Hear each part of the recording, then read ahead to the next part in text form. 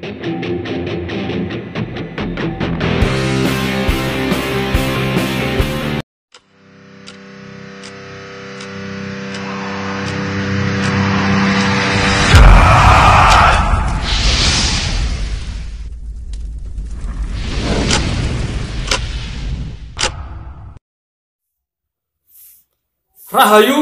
Rahayu, Rahayu. Ketemu lagi dengan saya, Teddy Wahyono, di channel tempat mengenal keris dan pusaka Nusantara lainnya dengan akal sehat dan hati terbuka. Nah, untuk kali ini saya masih akan membahas tema keris dan pahlawan.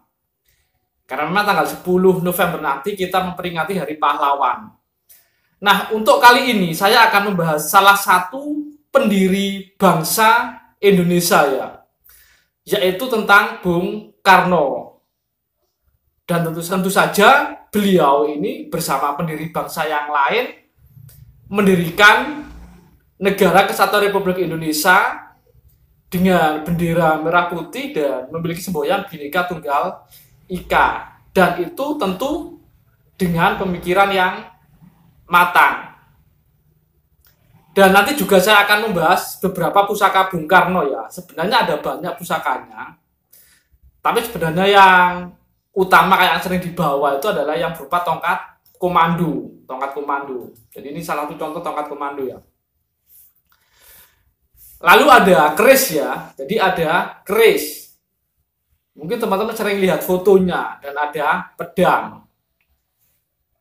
Nah, kalau kita melihat kenapa kok para pendiri bangsa kita, salah satunya adalah Bung Karno itu membentuk Negara Kesatuan Republik Indonesia.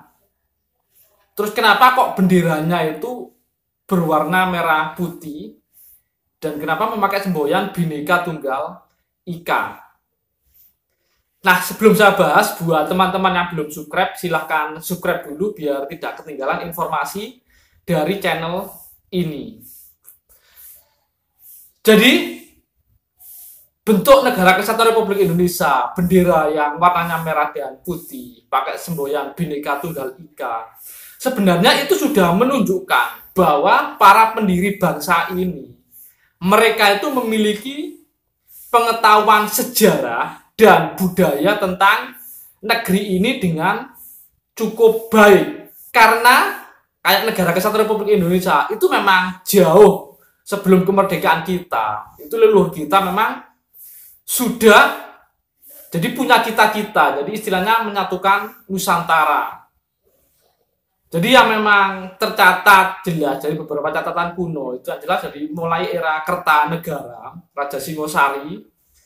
Jadi dengan ekspedisi Pamalayunya, jadi sampai menguasai daerah Melayu ya, terutama Sriwijaya waktu itu, sampai daerah Malaka, itu. Dan itu nanti dilanjutkan di era Majapahit, terutama oleh Gajah Mada dengan Sumpah Palapanya.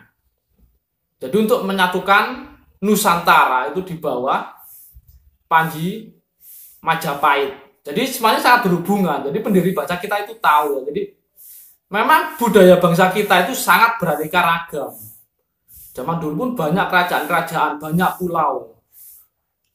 Tapi mereka sudah punya konsep leluhur kita itu untuk menyatukan jadi wilayah-wilayah yang ada di Nusantara ini menjadi satu kesatuan. Jadi makanya pendiri bangsa kita itu membentuk Negara Kesatuan Republik Indonesia. Tentang bendera merah putih sendiri, mungkin kalau teman-teman belajar sejarah itu akan tahu ya. Jadi di era Majapahit itu memiliki umbul-umbul atau panji yang sangat terkenal, yaitu Panji Gula Klopo ya, atau umbul-umbul Gula Klopo, atau bendera gula kelapa. Yaitu itu umbul-umbul yang berwarna merah dan putih. Jadi kain merah dan kain putih, dan itu sangat terkenal. Jadi ada yang nyebut itu getih getah.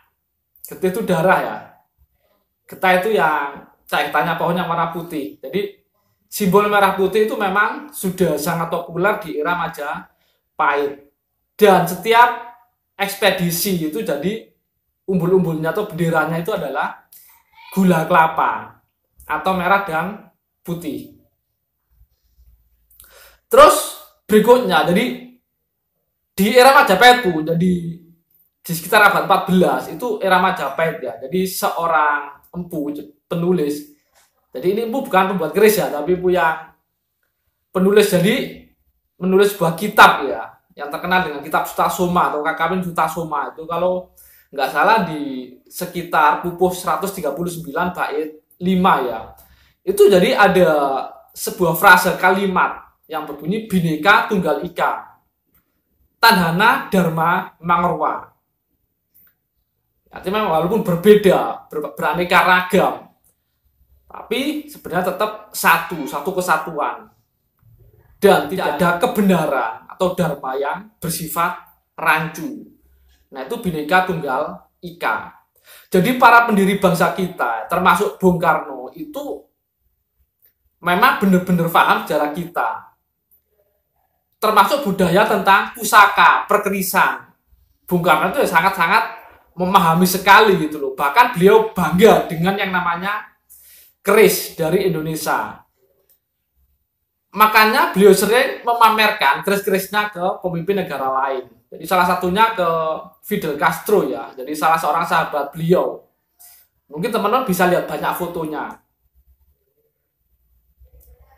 Jadi Bung Karno ini memang terlihat sangat menghargai budaya negeri ini, terutama keris. Jadi beliau nggak malu atau apa, justru bangga ditunjukkan. Ini loh keris itu seperti ini. Jadi kalau zaman sekarang ada teman-teman bawa keris malu atau takut dicap dukun, ya sudah nggak zamannya gitu loh. Artinya berarti teman-teman belum tahu tentang budaya dan sejarah bangsa ini gitu loh. Jadi Bung Karno pun jadi koleksinya juga banyak ya, termasuk pedang kuno dari penguasa-penguasa era kuno. Dan tentu saja yang selalu dibawa kemana-mana adalah tongkat komando. Beliau punya 3, tapi kalau untuk yang ketemu di pemimpin negara lain, itu tongkatnya memang sama ya, seperti yang di foto sebelah ini. Teman-teman bisa perhatikan. Jadi beliau ada tongkat yang lain lagi ya, karena fungsinya beda. Nah, salah satu tongkat komandonya itu pertengah berisi cacing kanil, tombak cacing kanil. Kalau belinya Bung Karno tombak cacing kanil lo 11. Jadi seperti itu. Jadi dari sini kita sudah tahu, bahkan setelah pemimpin bangsa pun itu ternyata sangat menghargai budaya negeri ini dan bangga dengan budaya negeri ini. Nah, jadi mungkin itu aja sedikit informasi dari saya, dan semoga teman-teman itu sekarang bisa lebih menghargai budaya bangsa sendiri dan mau mempelajari sejarah bangsa kita sendiri. Jadi, kenali budayamu, maka kamu akan sadar sehebat apa leluhurmu, sebesar apa bangsamu, dan siapa sebenarnya dirimu. Nah, sekian dari saya. Wassalamualaikum warahmatullahi wabarakatuh.